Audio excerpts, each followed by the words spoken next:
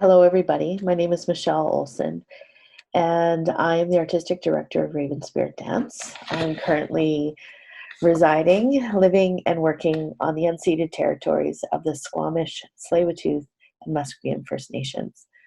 I wanted to create this virtual sharing circle for all of us as a part of our Indigenous ground dance training. Because since we've moved to an online platform in so many ways, in every way actually, part of what I think I really wanted to create sort of a moment of sharing, because that seems to always happen when we gather together, sharing our thoughts, our ideas about our work, where we're going, who we are. And so we created this virtual sharing circle for you to watch at your own time whenever you whenever you feel like it. And I just wanted to, yeah, be able to share the work of these um, lovely people that I have the honor to know. Aria, Jeanette, and Jacob will be sharing their inspirations, their reasons for working, and some of the work that they've done in the past or are going to be working towards. So I hope you enjoy what they have to share, and thank you for being part of the circle. Take care. Okay, it's recording. Yeah. Good, great. So I want to acknowledge that I am on the traditional territories of the Tsleil-Waututh, Musqueam, and Squamish First Nations. My name is Michelle Olson from Raven Spirit Dance, and I am talking to Aria Evans, who will introduce herself. Yeah, Quay, hello. I am coming in on this, whatever we want to call it, from Takaranto, where the Anishinaabe, Haudenosaunee, Wendat, and the Mississauga of the New Credit River First Nations are the original caretakers of this land. And I'm an interdisciplinary artist. I always say I'm a mover and a maker. I run a dance company called Political Movement, and I talk a lot about intersections. I have a mixed background. I'm Afro-Indigenous on my father's side, where the Black Underground Railroad slave route intertwines with the Mi'kmaq, and I have British heritage on my mother's side. So intersectionality is something that exists in my bloodline and also informs the work that I make. I like to bring people together across difference. And I think that's all I'll say for this moment, this introduction. I'm sure Great. we'll talk about more. Yeah, thank you. So part of the whole impulse of this sharing circle is just to bring together, I think, artists to share their perspective on their work, their impulses, what is driving them, how are they being held by their values. And I'm wondering if we could start with this idea, if you have do you have a sense of what the question you have for yourself and your work as an artist? I remember Loretta Todd, a filmmaker, talked about that at a panel. She said, my work always starts to seem to be trying to answer a similar question, or it lives in the same world. And I'm just wondering if you have sort of a theme that you seem to be, that is the underlying of your work. Yeah, that's so interesting, because I think that my work asks questions. It's not necessarily seeking to answer a question, but I think if I think of all of the ideas that I've had or the creative projects that I've endeavored into, balance is something that always comes up. Seeking balance, thinking about imbalance, thinking about the structures that create and dismantle balance. And it's something that I think also in the body is really interesting to explore. So both the theoretical side and the embodied side of that, I think, are a thread through all of the work I've made. Great, thank you. And I have a question around this, the notion of intersectionality and sort of the complexity of that.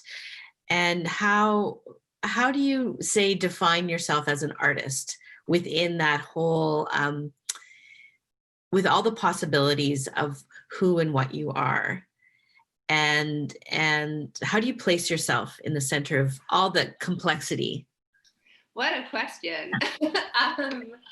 It's interesting because I think that silos and that like singular identifiers are a colonial Eurocentric idea that now we as bodies that inhabit many different identities try to fit ourselves into just because that's the way that society has raised us. So I think that in embracing this idea of intersectionality or embracing this idea of difference and working between cultures, working between experiences, working between ideas even, is actually a practice of like decolonizing the spaces that we are being asked to step into. I think it's complicated. I think especially like I always make work from the things that I've experienced. I never try to talk on behalf of someone else. And I think that that's why collaboration is so much a part of how I work and who I work with. Because if we can share our personal stories, our personal experiences through art and find where we have similarities with other people, that shows the universality and like the beauty in how we can hold many different experiences in one piece, in one performance, in one space, in one offer. And I think I name all of the parts of myself all the time because I was always raised to like honor all of my ancestors, to honor all of the parts of myself. And it would feel like a disservice to myself and to all of the threads of like bloodlines that I carry with me to only name myself inside of one. I find sometimes stepping into roles when I'm not making my own work, when it comes to having a mixed identity, can be really uncomfortable because I think the performing arts are so much about how you look on stage, and that can actually erase a lot of ourselves. Like I think often about the way that I look and all of the identities that I have, being Black, being Indigenous, being white. And when I step on stage, you might only see one body, you don't see all three of those identities. And how does that then affect how we're being perceived or how much reach we can actually go when it comes to having multiple truths inside of one being? I'm rambling, like I'm threading and like continuing to talk a little bit, like a little bit off topic. So if you want to like redirect me, please go ahead. No, I like where you're going. It's good. But yeah, I think intersectionality is complicated. I also am someone that loves working between artistic disciplines. Like dance and theater have always been things that exist in my life together. I'm a dance filmmaker. I love projections. I love textiles and objects and props and architecture.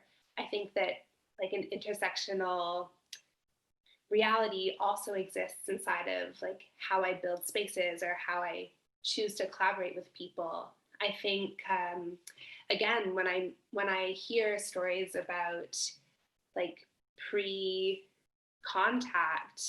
there weren't groupings of different art forms. It was just all an expression of however you wanted to tell a story. So I think that it's hard to market, like it's hard to market something that is like many different things all at once. And I think that's why we've grouped things together in our like dance presenting world. But I think we're telling our stories more fully, more authentically when we are drawing from multiple art forms and multiple people's experiences. I think that's it's lovely, because in a way what you're doing is at being in that kind of process, you're breaking down the actual form itself, right? And you're breaking down the way things are created, the way things are shaped, and then even being in the room, the way things are shared. And I really love that notion of when you invite all the different things about all those different aspects about yourself into the space and acknowledge that creates such texture and possibility of authenticity or truth, right? To and allowing all those voices that are you, that all the different lineage and ancestry into the room is really, really beautiful, the way you've described that. Thanks. I mean, it makes me think about conflict as well, and how, like, how polite we are when it comes to conflict, and how conflict is actually something that newness can be born out of. And in the risk of inviting a multi experience, multicultural, like, creative process, there is the potential for conflict to happen. But I like working towards the idea of where can that take us that we didn't know we could actually end up. But that's a whole other conversation of, like, how do you facilitate spaces where people feel they have the agency to even bring something up that will be in conflict with somebody else. Right. Which I'm interested in, but is very, very, very layered.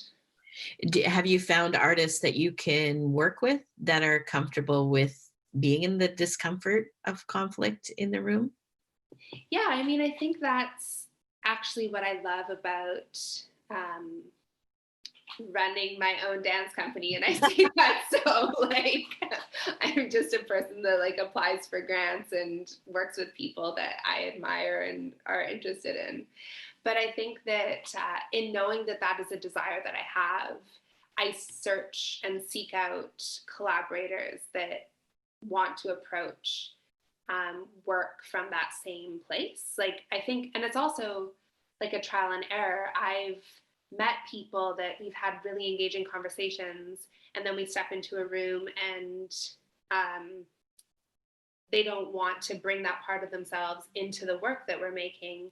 And I think as I continue to, like, grow as an artist, as an artistic leader, as a facilitator, as an artistic director, I'm starting to question, like, what is important to me inside of who I'm working with, and that, like, both the ability to bring yourself and your opinions and your worldview into a space is probably the central point of interest that I hold when I'm looking for people to work with.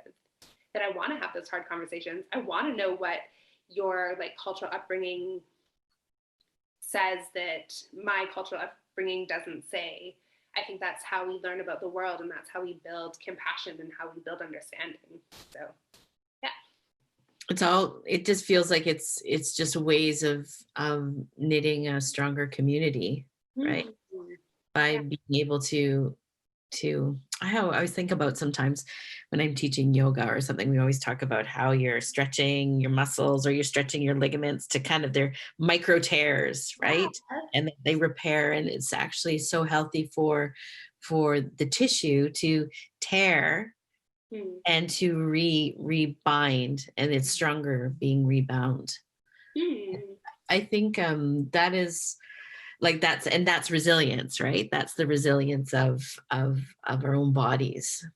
And in a community, and even in an art sector where there is so many binaries or silos, that I think what we probably need to practice so much more is that conflict, but being in conversation with that conflict, not that conflict creates us to separate. And I think that's a really lovely way to be in the room doing that, because what's happening in the room also translates to what's happening outside, right?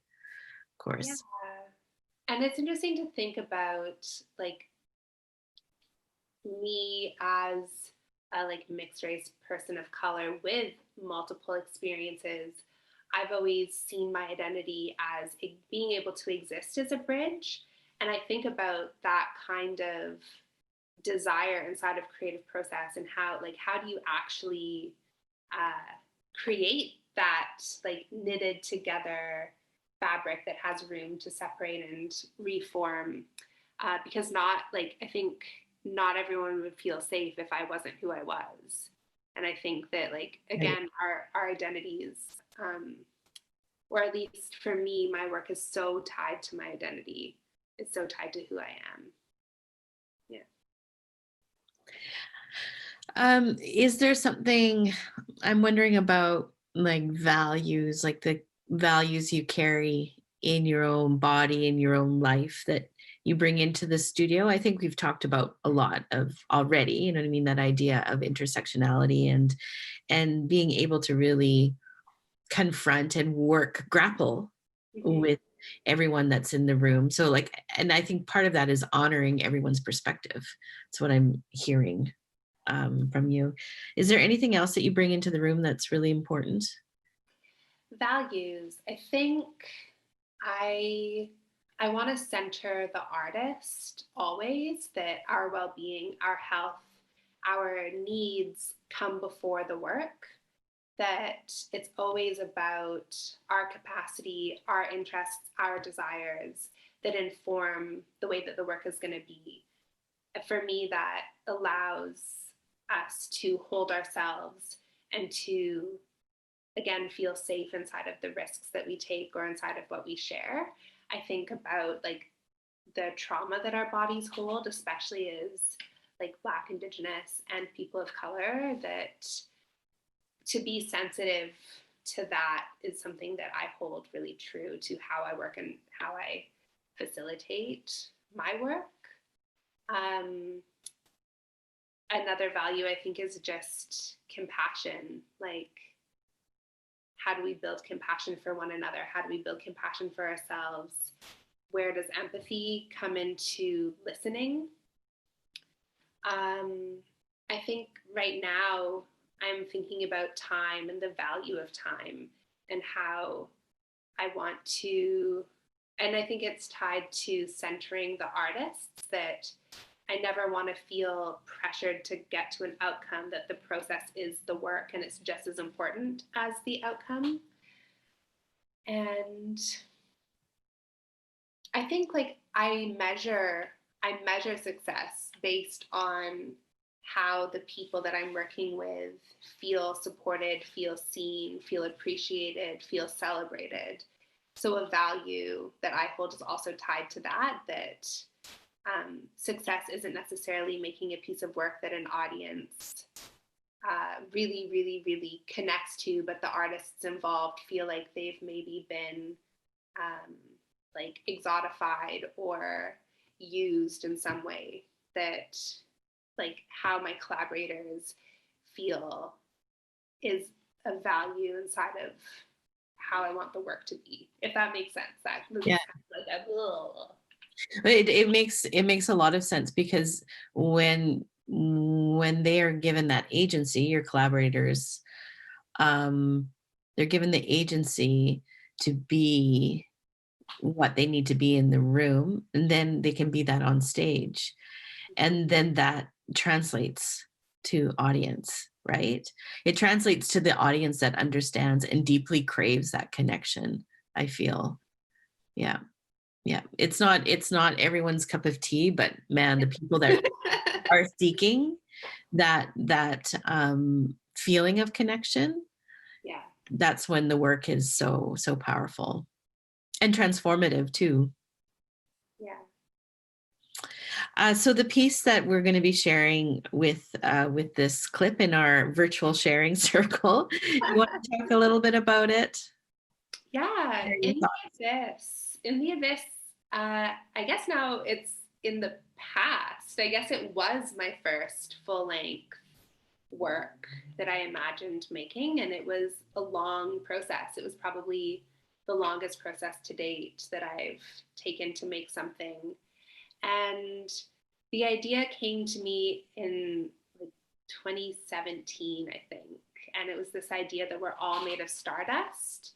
And I'm somebody that loves the lunar cycle. I love the galactic world. I love researching the ways that planets interact and how like outer gravity works. Like that kind of metaphor is really interesting to me. And I'd say metaphor because I'm not a scientific person, but I'm definitely a like dreamer, magic,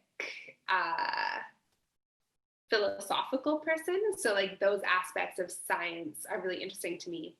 And at the same time, I was really starting to look into my Mi'kmaq heritage, and I stumbled upon the creation story about falling from the stars, and how as like the metaphor of that is also that we are made of stardust. So I love this kind of connection between part of my heritage and this like scientific truth, to make a dance about. And then I also started to think of this idea like, if we're all made of stardust, what makes us different?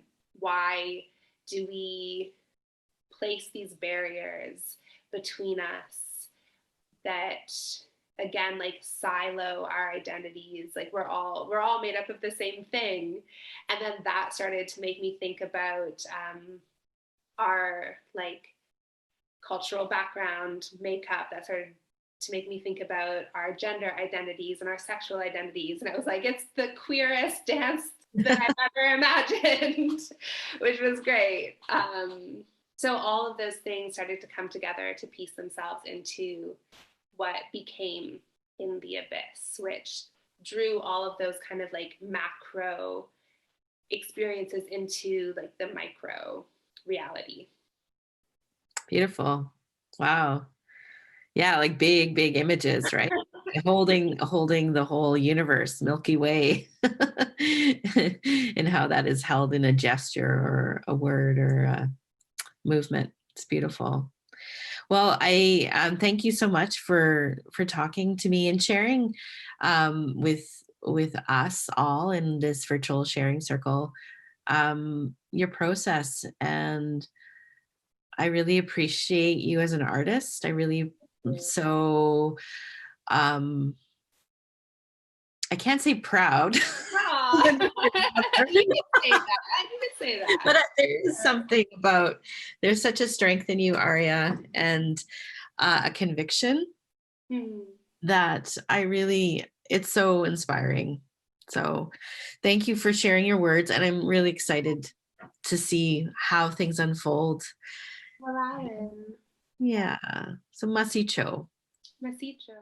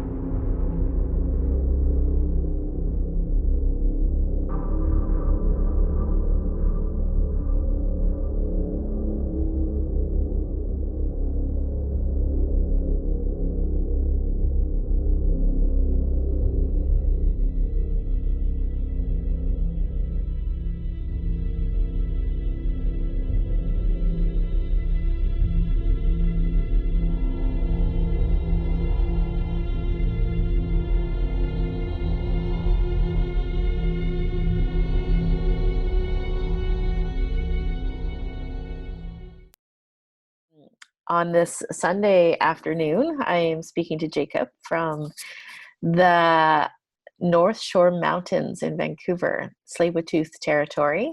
It's a crisp winter day for us here. So I just landed up taking my dog for a nice walk, and then now I'm here talking to you. So it's a good day. So could you introduce yourself and where you're situated right now? Yeah, so my name is Jacob Boehme. I come from the Narungga and Ngana peoples of South Australia. I'm currently zooming in from Wurundjeri country in Melbourne, Australia. It is just gone 10:15 on Monday morning. We have a beautiful it's a good indication of what summer's going to be. We're in spring at the moment, end of spring, and it's beautiful. It's going to be 28 degrees Celsius here today. So, yeah, it's beautiful blue skies. My husband and I have just come back from doing our morning walk because we've discovered, during COVID and lockdown that morning walks and pre-lunch walks and pre-dinner walks and post-dinner walks has kind of kept us sane. So as we come out of lockdown now, we've kept the walking going. It's a really nice way to, just stay connected to each other too. Yeah. Lovely. Happy to be here talking to you. Yeah. It makes me think just how grateful I am for the times that we've been able to share a meal together or meet each other for the first time, maybe 6 years ago in Brisbane. And yes. Yeah, and just how over this time that's been quite challenging in many ways, just to know that we have this connection now. Yeah. I really appreciate that. Same actually. I've been thinking about that too. It's been interesting that we've been able to stay connected, we've had the opportunity of being able to be in those gathering spaces where we've all travelled internationally and we've spent time together. We've broken bread together. We've had meals together. We've had laughs and all of that, seen work. So we've been privileged enough to have those opportunities to connect. I kind of, every now and then I wonder, other generations of artists that are either missing out on that now or in the next couple of years as the bans for travel kind of stay in place. It's an interesting one. Yeah. I think as well, like maybe there's that the charge to us is that we keep those connections and we make sure that we bring those next, that next group that in the next couple of years who aren't able to make the connections, we make sure that we're working really strong so they can join and share. And I think this has kind of been the part of the Indigenous ground training. We are going to have like an international group of teachers teaching in December for a week. And then also my thoughts around having the sharing circle was gathering Indigenous artists, creators, choreographers, thinkers to share their work and to share their ideas about their work and about why they do what they do and how they see that. So that's kind of I thought of you. I thought, it'd be lovely to just spend some time to talk to you about your process, how you perceive your work within the whole context of everything. And so I guess, I can start off with a question. Do you think that helps, or and then you can probably just dive right in? I'm sure there's so much. I think when I was looking over the work that you shared, that you sent to me, so the edge of like contemporary expression, right? Like in the sense that we're carrying the work in a contemporary mode of expression. And I'm wondering how, if you could speak about how you are, the generations behind you are kind of pushing you and supporting you as you, move into your creative work and explore what needs to be explored? Mm. Oh God, where do we start? Where do we start? So I come from, I suppose, a generation of dancers and dance makers that came through a training institution called NAISDA, which is, it's a long title, National Aboriginal Islander Skills Development Association College of Dance. We call it NAISDA, but it's yeah. So it was started back in the, well, it actually really started out as the Aboriginal Islander Dance Theatre back in the mid-70s. It then became a training institution for a training course for Aboriginal and Torres Strait Islanders to learn dance.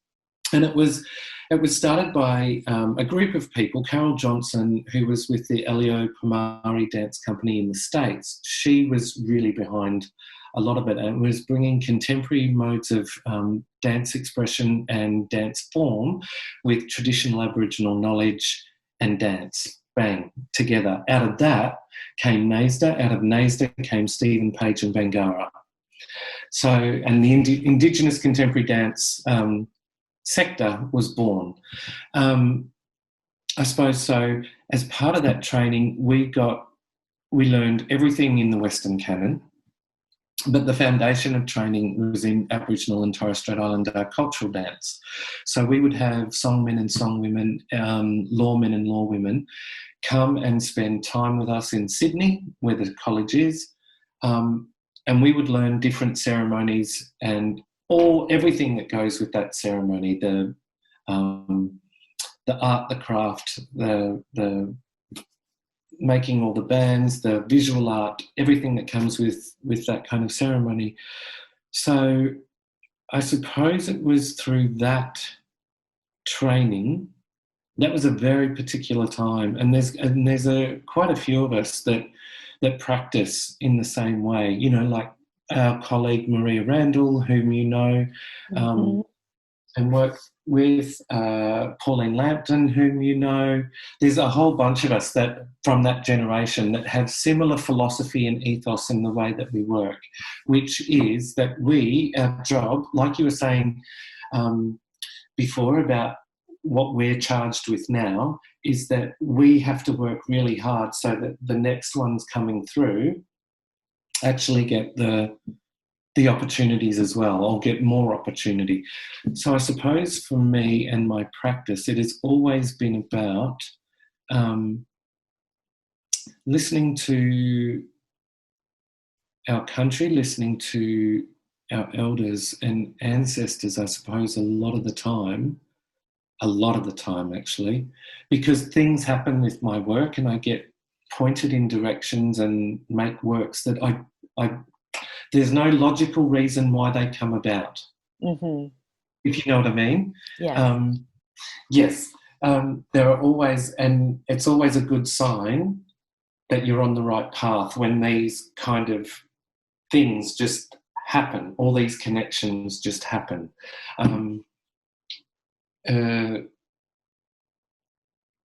Oh God, I'm raving now. But that's the kind of, I'm trying to explain something that's kind of almost indescribable in terms of you were asking about the ancestors that are behind me. It's always, I suppose, first and foremost, it's probably that indescribable thing that there's a message. And this is probably, to white fellas would sound crazy, but to Indigenous folk sounds absolutely normal. It's almost like you receive a message, and that's the first spark for me. And then it's this whole thing about a gentle tap in the back of, right here in the back of my shoulder blades, to just push you forward. And then that's when all those little signposts. It's like you just have to follow the ground. You have to keep your eyes on the ground and keep looking for the next clue, which kind of leads you from, and that's the work, isn't it? Really, about how to receive those messages and pay homage and respectfully acknowledge and honour the stories and the lessons and the traditions, the customs, the culture that we're being charged with holding, but then how to then navigate that into contemporary expression and find ways in which it happens authentically, it can happen authentically, and it can also, it's the right way to do it. I don't know how to describe when you know it's the right way, but you know when you've been in those situations, when you're in a rehearsal room, there's a bit of material that you're working with. It is loaded with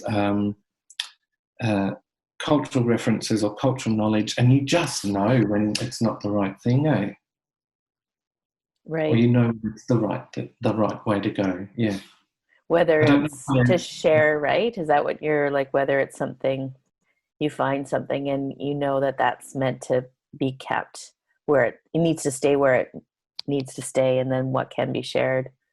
Yes. I think it's such a tricky ground sometimes, because in a way, the work that we do is about conjuring, is about moving things forward, is about transformation, and it is ritual in its own sense, and bringing it into spaces and places that aren't places of ceremony, like proscenium theater, or in different contexts that are not supported by the idea of this transformational aspect of the work that we do. I think it's always a little bit like, yeah, it's really interesting trying to make those connections. Completely. Yeah. Completely.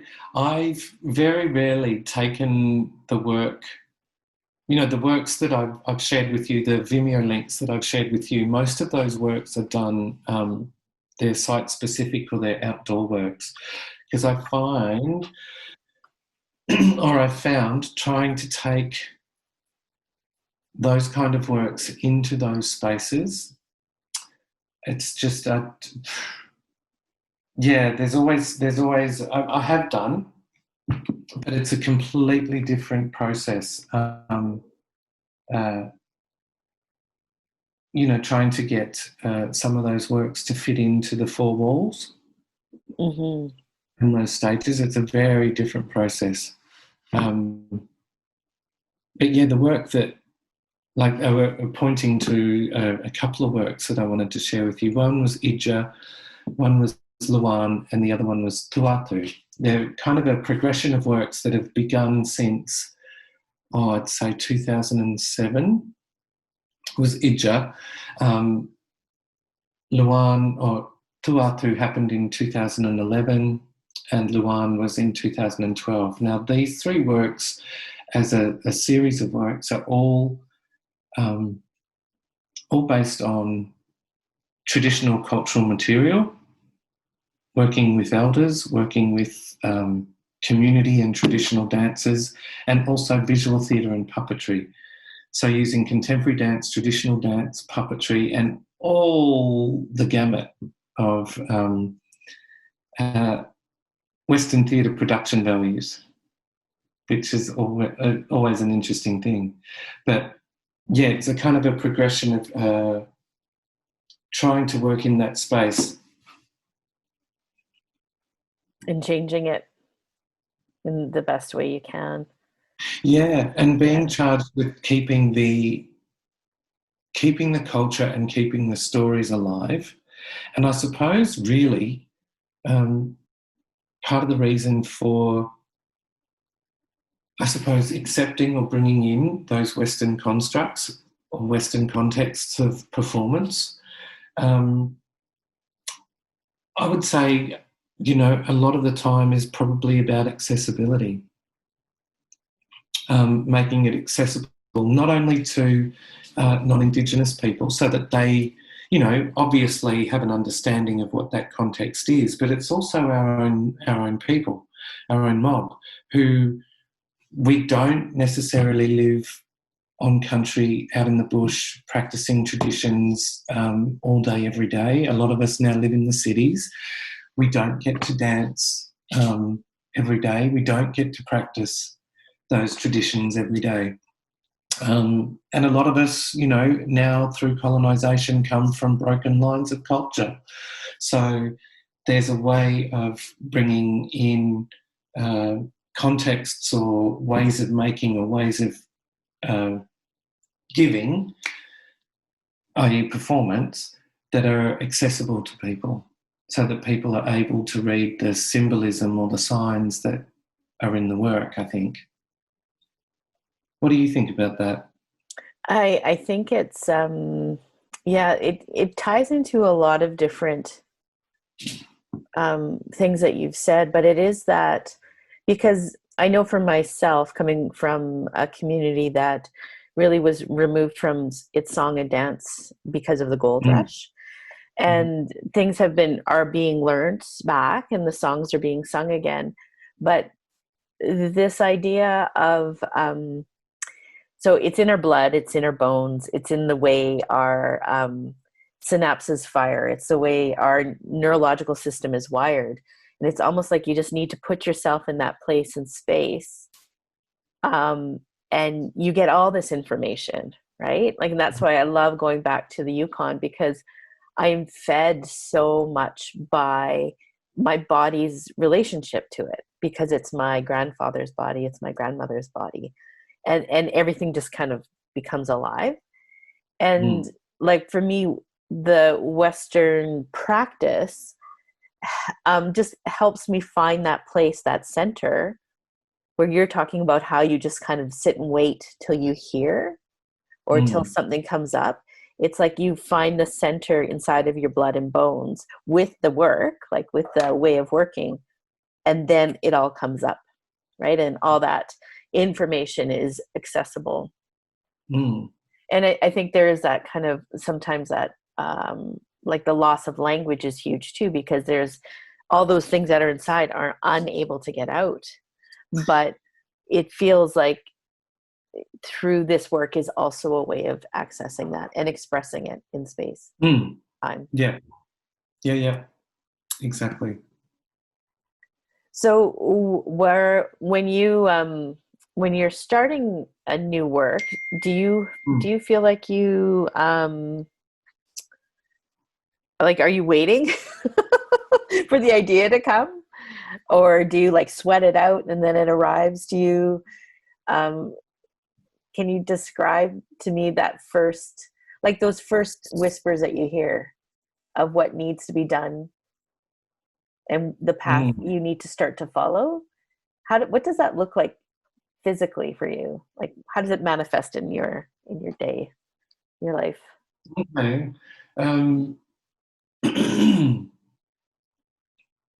I think with the first work I pointed to Ija, which was Ija means skin in Naranga. And it was a work that I made as part of my master's in puppetry at the Victorian College of the Arts back in 2007. And I had, I was working, and then we had to do a presentation to our lecturers, to the supervisors, about what the work was going to be, where I was going to head. I made a presentation and everybody was like, oh, yes, great. But it was within weeks that I threw out almost 4 months of work. It was very heady, very cerebral and academic. And it was because I'd found a copy of a dictionary that our people had just put out. So it's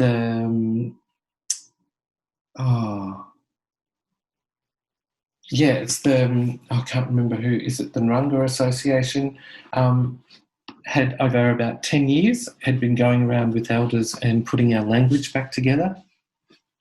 And through that, a dictionary was published. And once I saw the dictionary, it's interesting that you bring up language, because it was through the dictionary that seeing all these words and having them in my mouth, pronouncing them, trying to pronounce them, getting assistance from family and friends to go, how do I say that? You know, this word that has every letter of the alphabet in it. You know, like, but actually putting our language in my mouth and on my tongue and speaking those words, that was the kind of impetus for Ija. Ija came out of language, out of speaking our tongue again. Whereas with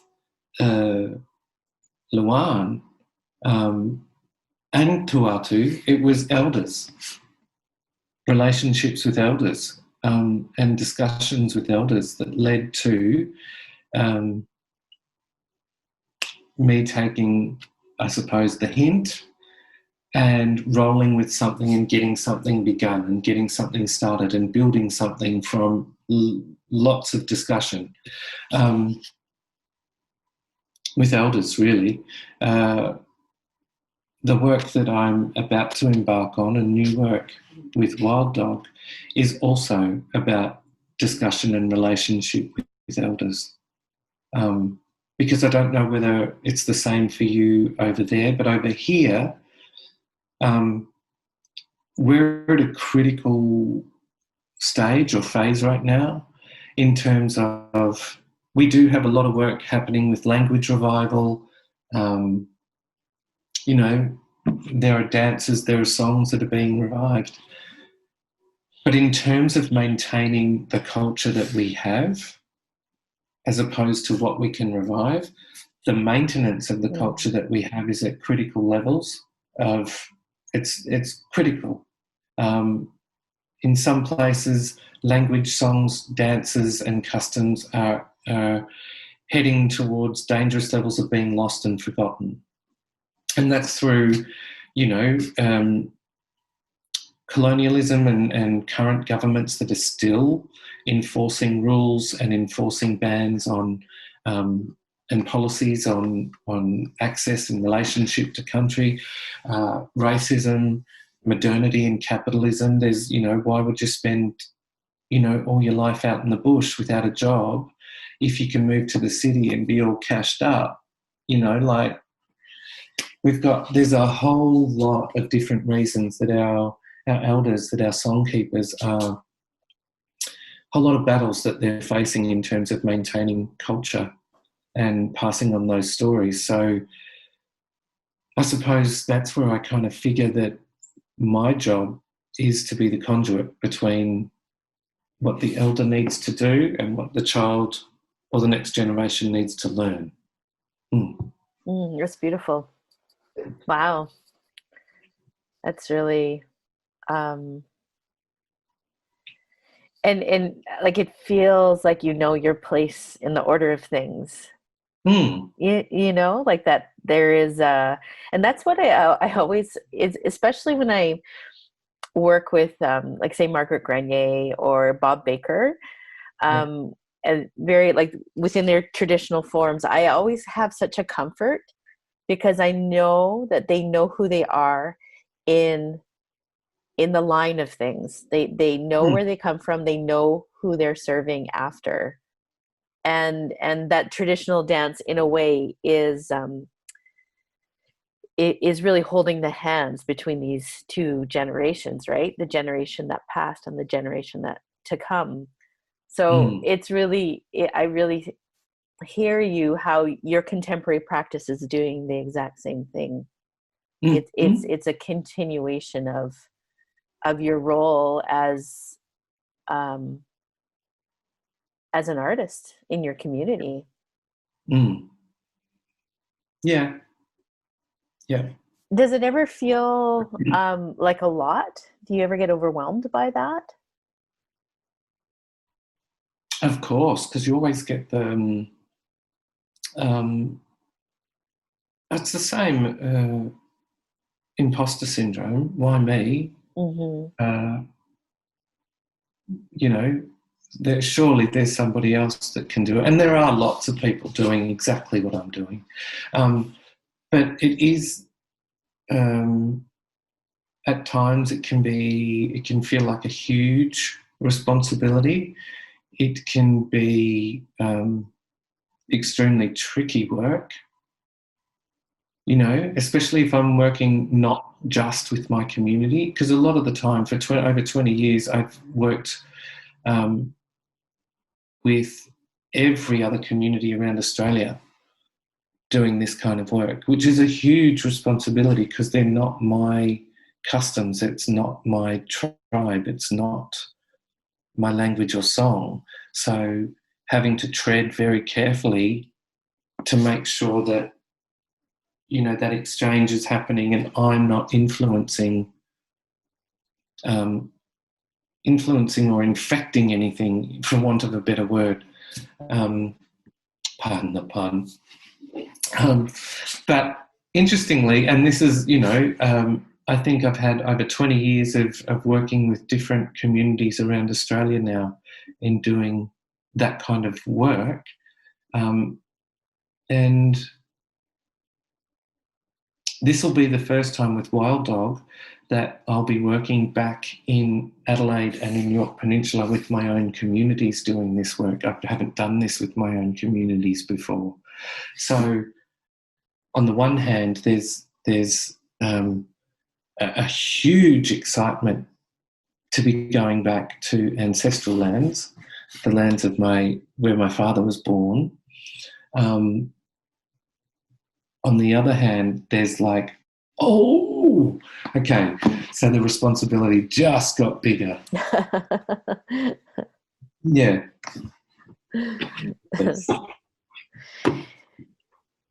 Yeah.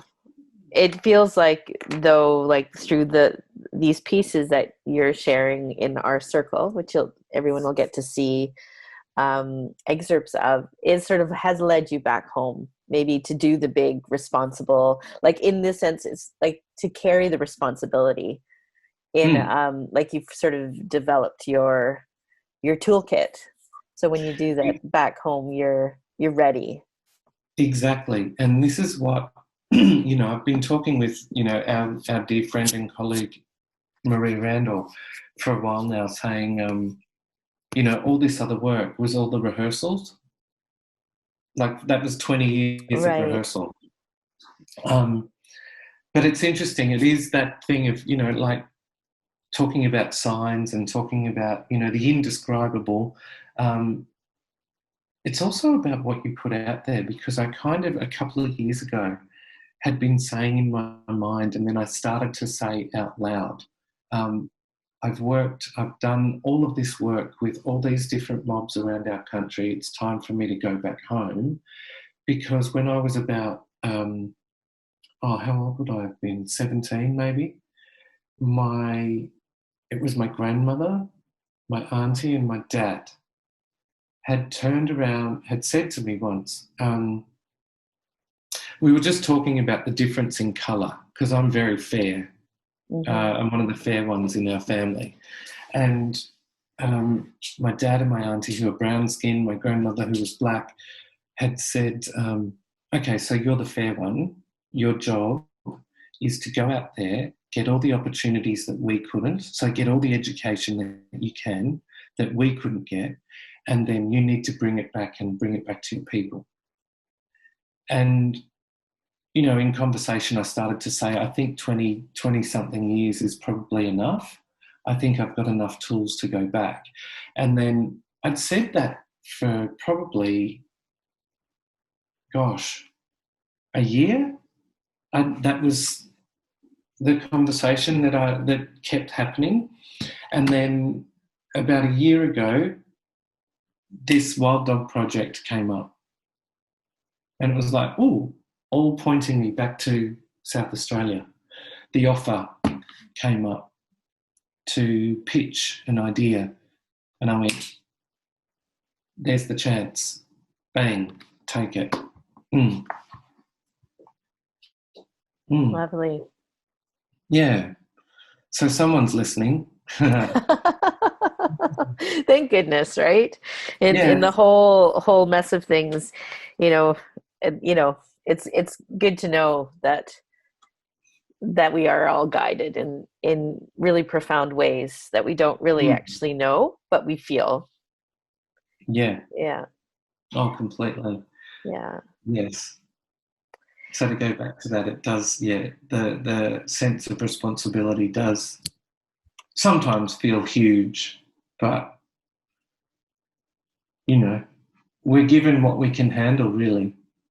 And I remember saying to a friend of mine, Yvette, always like, I'm trying to grow myself into being an elder, right? So it's a process of growing yourself into that place and taking those steps too. Because that part of that carrying that knowledge or being the container for all that is you, and all that is a community is huge. And that responsibility is quite a lot. Yeah. But that's the work, really. You know, it feels like it. Well, I feel like thank you so much for sharing sort of that all that you shared with me today, and I really appreciate you taking the time to spend this time sharing your words. You're welcome. Is there anything else you want to say before we end our call together? No.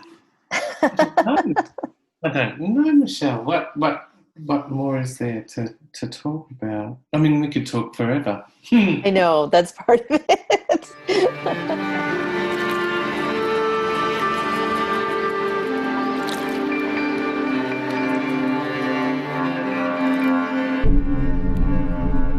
I tell you my dream about the wind,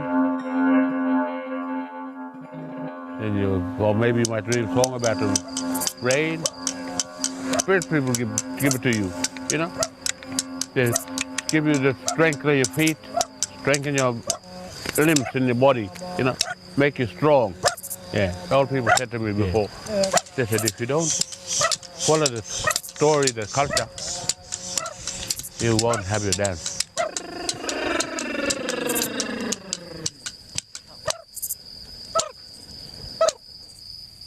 The greatest challenge, I suppose, is to be autonomous as an artist because it's a collaborative work, and it's also my responsibility to honour the people on this island and their culture. It's not my culture that's being put on stage, it's somebody else's. So you have to be respectful and you have to take in everybody's opinion. And that I love to work like that. Collaborative work is great in that I can come up with an idea, but 20 other people can have other ideas, and then you see this thing grow. But then on the flip side of that, it's hard to make art by committee because you don't have, there's really not one voice carrying or driving it. It's many voices. So as an artist, it's all about compromise and negotiation, which most of the time in the process, in the stuff that we've already done, is working. Other times it can be a bit challenging.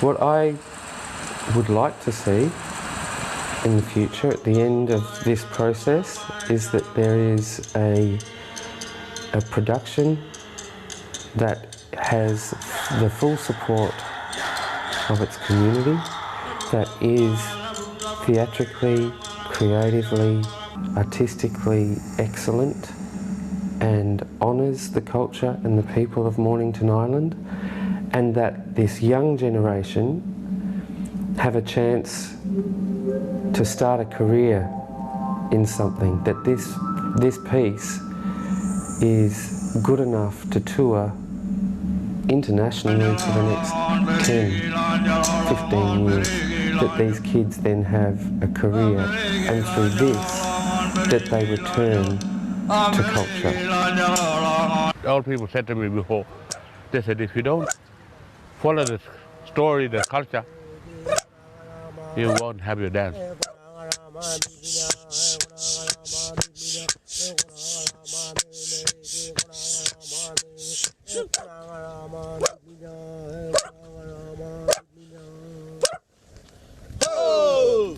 Luan is a traditional Boonwurrung story told by Auntie Carolyn Briggs, and it tells the journey of one man, Luan, as he travels along the Burrurung, mesmerised by a black swan feather taken over country towards Western Port Bay, where he is met by a group of black swans, and then they, on their migratory path, lead him to Wilson's Pond, where he receives law. And it's a story about men's spirituality and about learning your country and learning to take care of it, and what your responsibilities are as a man, not only to your land, but to your community and your children.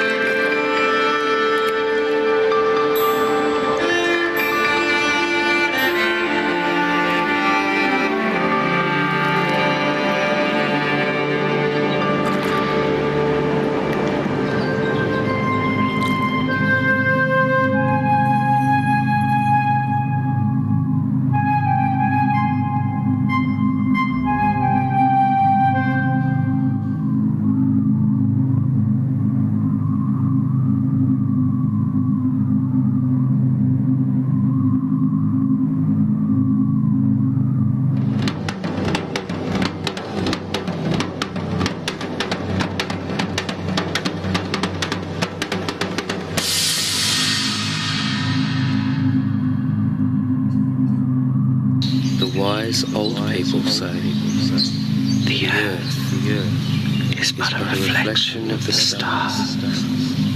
It's the in-between we must learn to see.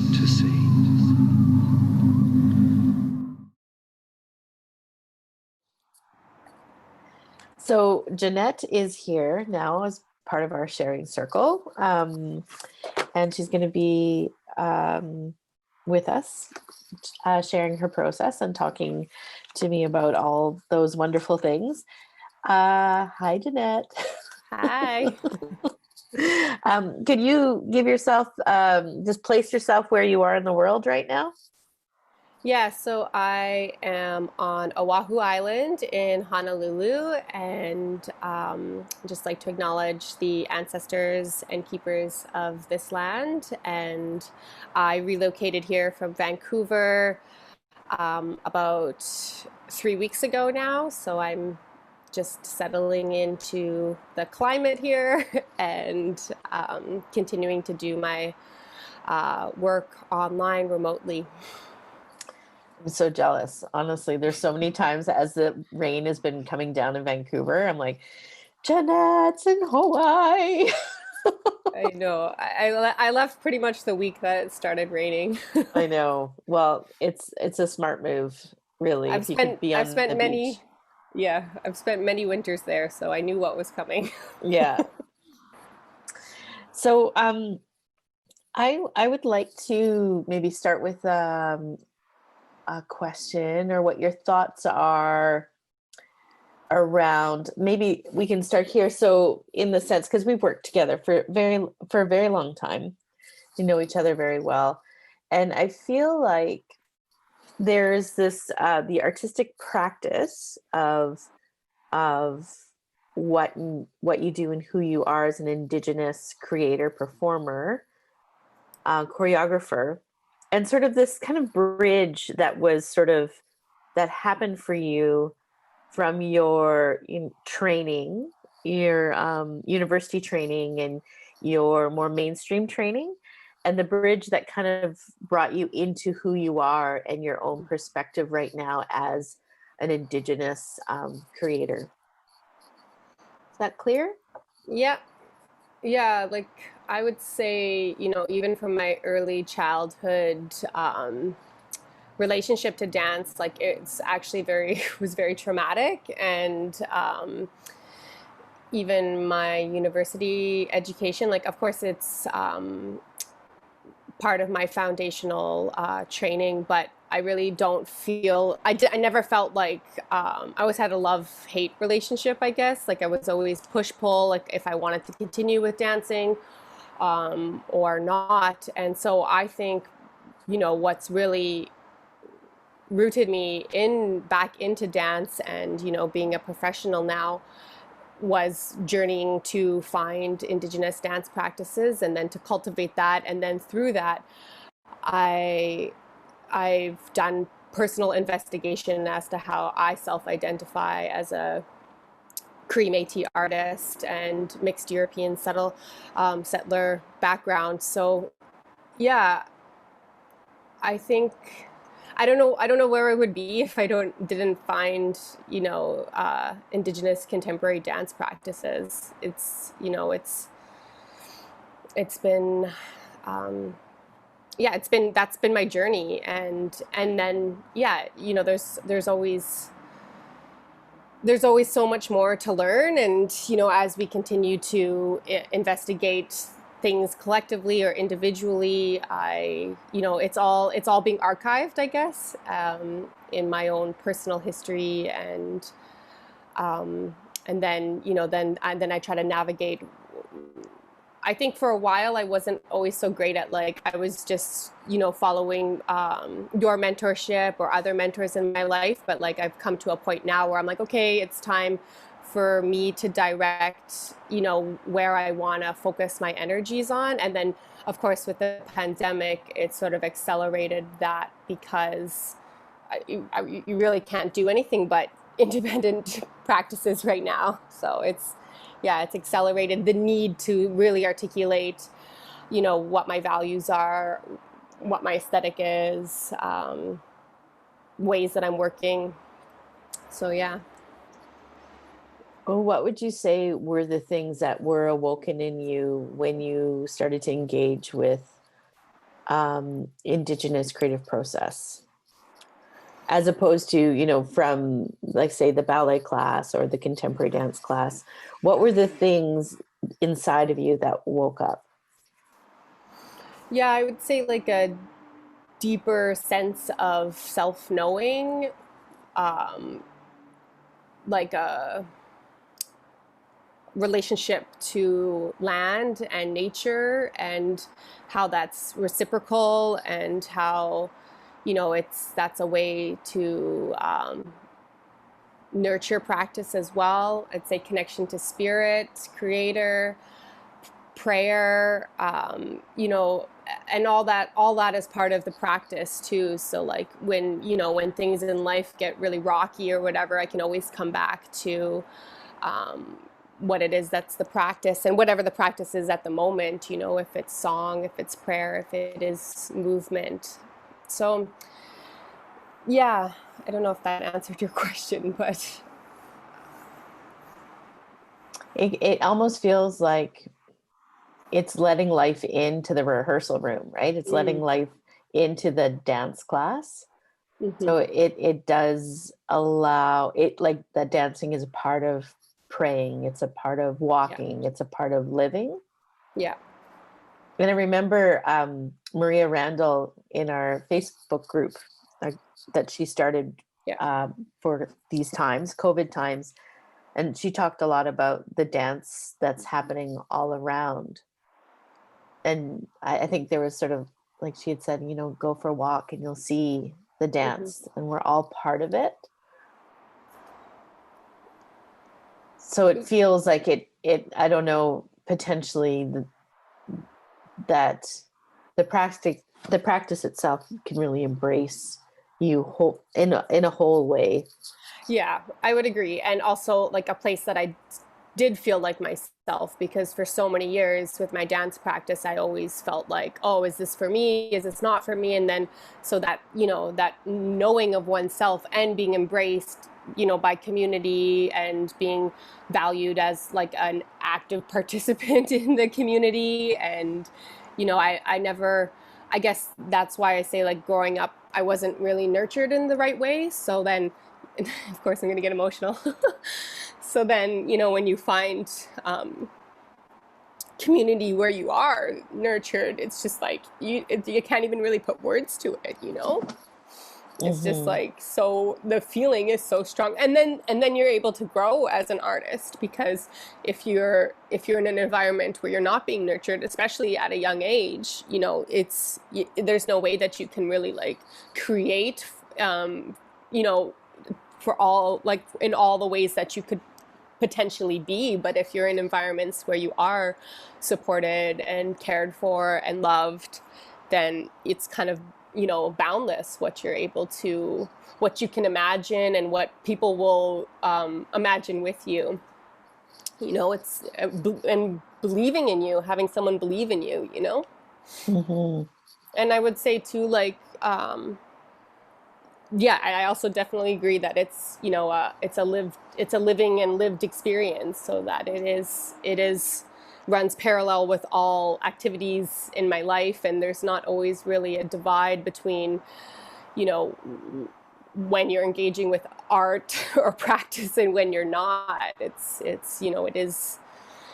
there all the time, even when you're cooking or whatever, it's always there. Which can be exhausting sometimes. Where's the off button? I know. Change channel. It's those moments where you just, I just wish I had a day job. Yeah. And I'm sure, you know what I mean? You have a day job for a couple of days and you're like, oh, I want to go back to being an artist. Yeah. Yeah.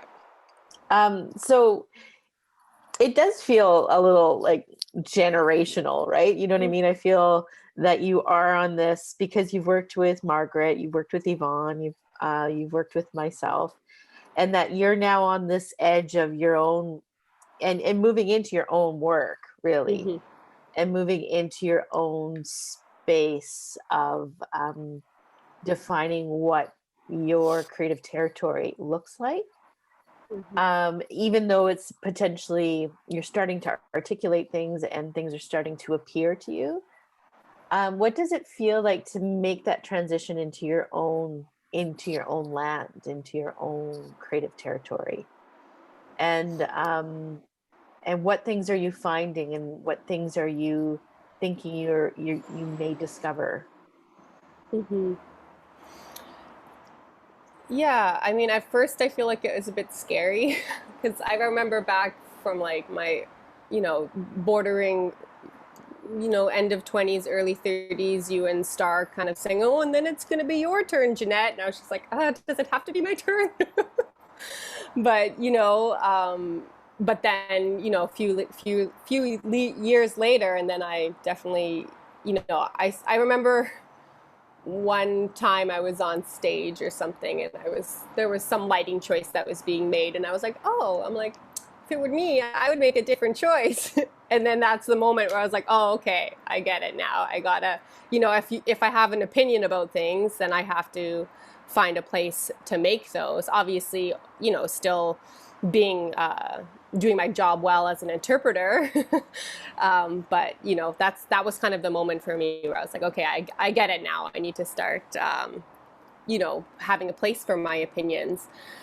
But then I guess creatively, artistically, I've been trying to reveal for myself what it means to work from Métis cultural practices, what it means to, because I'm a solo artist primarily to this point, but what it means to have the value of social dance and Métis dance, Métis music as a, and then I would say also with that like Cree Nehio methodology, and how I can continue to uncover what all those things for me within the context of contemporary dance. So it so like what I mean by like, you know, thinking about ways of social dance, so how I can it's not really deconstruct, maybe it's reconstruct these concepts of social dance and community, but being a solo artist. So there's different ways that I've tried to do that for myself, whether it be like, one thing that I've been doing is for my working towards my live performance work, working with sort of music from pop culture, but then creating covers of them, creating new versions of them where the fiddle is the you know, plays the melody, and so coming up with these sort of like different ways to integrate, you know, different parts of me that I guess I have affinities towards. So like electronic music plus like fiddle music, and then this concept of like live music, live performance, but then in the end it'll be like a playback piece of audio. So that's just an example, I guess, of like one way that I'm trying to create a fullness when looking at what it means to work from Métis cultural practices. Great. And then I guess too with that is like my land-based research. So, you know, because I've worked, like you said, I've worked with you, I've worked with Margaret, and I'd always call myself like a hybrid or a hybrid, a hybrid artist. So, you know, I've worked from your Transecwichin cultural, you know, I've embodied some of those and your contemporary practices, and then I've embodied West Coast practices. And so I think that's how I'm finding my Cree and Métis methodology, is going back to the land. So it does mean returning home. It does mean thinking about my own heritage, thinking about my own ancestors, and that history, I guess. Lovely. So since sort of COVID has been just really at the forefront of all of our lives, your artistic expression is kind of taken off in this whole digital platform area. So do you want to talk to us a little bit about what that has been like for you? Yeah. So at the very beginning of COVID, I was very resistant to doing anything creative. I was like, I'm not going to be an artist anymore after this. It's not stable enough. But yeah, so but shortly after, I got invited into being in a program where there would be a film shared, some kind of video that I would create. And I guess I said to myself, well, if I'm going to do this, I'm going to focus on what it means to edit and what it means to create a video or a film, because, you know, I've always dabbled a little bit in editing and in making videos, but mostly to make support footage for, you know, funding bodies and things like that. So I had some skills, but yeah, that was my very first video. I was like, okay, well, what I'm going to focus on will be, you know, I select a concept or some technique that I wanted to explore. And then what I found is that really the editing process became the choreography. So I would set up site-specific, most of my films have been site-specific works. So I select something like my first one was in my bedroom, and, you know, there's been others on mountains or at the beach or on top of my roof. So I would set up something that I wanted to work on, and then then again infusing the practice with like land-based research, what wants to be said from, you know, I'll pick my day. Like one day I literally rode my bike to the beach with like my tripod and my backpack, and I've been filming just off my phone. Like we have powerful tools that we can use that are everyday tools. So I've been filming off my phone, and it's most of them have been, a few times I've had a little bit of camera support, just someone, especially if I'm in public spaces, just to be there with me. It's can be quite exhausting because I'll like set up my camera, go get in the frame, like do some things, be like, okay, that looks good, that doesn't look good, like go delete that video, do it again. And then, yeah, essentially afterwards, the editing has become the choreography. So the improvisation, though, that moment where I'm embodying the place that I've chosen and the ancestors, what I'm witnessing around me, what's, wind, whatever's going to be integrated in my physical practice, then I'll I guess make selections after. So I'm directing while I'm doing the filmmaking, and then I'm directing while I'm doing the editing. And then of course you have to select. As I've made more videos, I can't be using music from pop culture because there's copyright issues. So then I'm trying to, curate something with either another artist that I'm working with or, so there's lots of layers. And then, is there anything else I want to say about that? Oh, I've been calling my videos COVIDs. COVIDs. So, yeah. And then right now, I decided I've been working in iMovie, which is it's really good for beginner,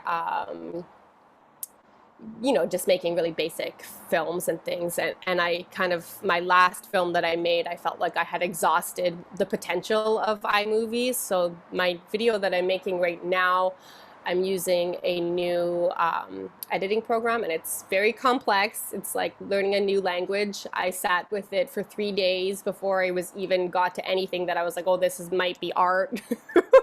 So I'm trying to stick it out, but I can see what the creative potentials could be for the future of, making something a little bit more skilled, I guess. And so I'm just stumbling through that right now, and I hope to have some substantial outcomes soon because it's hard.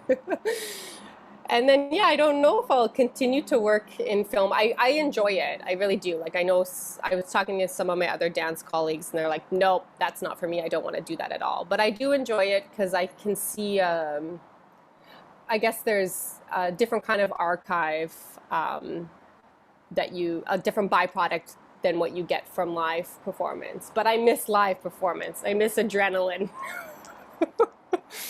And that and group dancing and all that. So so that's my COVIDs. Do you feel like the actual practice and decision making within making the videos is going to change what you do in the rehearsal room and in live performance? I think, yes, I hope so. I think that it has definitely shown me what my curiosities are as a director, and then it's building confidence, right? Like, I think that for sure it has helped me to have the confidence in myself to know that, I'm able to make strong choices, and I know what I want, I know what I don't want. I know, I always work from a concept to begin with, so I know that I'm a conceptual artist, and then sometimes it's, once it gets down to it, it's not by chance, but sometimes it's like I don't know what I have my footage, but I don't know what it's going to look like in the end. And then, sometimes there's happy accidents, and then it's kind of like, how can you fit everything together? Because then you'll have a track, or you'll have an audio score, or something that you're trying to work within a parameter. And then, and then it's intuition, I guess, at that point. What is, and I've had to leave things that weren't satisfying, and then other things that are just so satisfying. So but go ahead. It feels like too, it's like the process of trying to find the sequencing and the spine of something, and letting go of all the things that you love and hate that don't serve the spine. And I think that's a great way of like training yourself digitally and in this form. And then that would translate. I think it would be very clearly Yeah. translate into And it, live for choreography. sure. And it definitely is visceral. Like when I'm editing, I'm like, oh, this is good. And it's usually on a beat or something. So I am editing with, you know, I mean, I'm editing movement, but I'm also editing from the body. Like I can feel it when something is like a really strong, and it's usually in the transitions. I can feel it when it's a really strong transition. Well, thank you so much for spending time with me to talk. You'll be sharing one of your videos, digital videos that you've made, your COVIDs, as a part of our sharing circle. So we miss you in Canada. Yeah, I miss you too. But enjoy this new place and space that you're in. And Masi Cho for taking the time to talk to me today. All my relations. Yeah.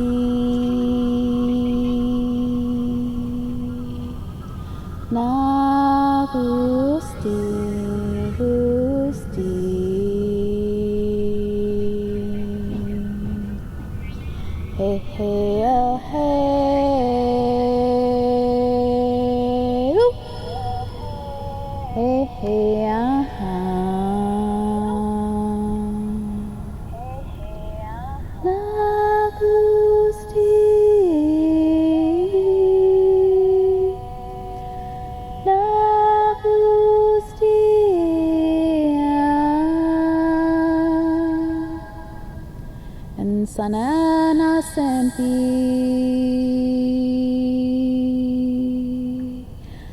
na gusti gusti hey hey ya ho hey hey ya hey hey ya ho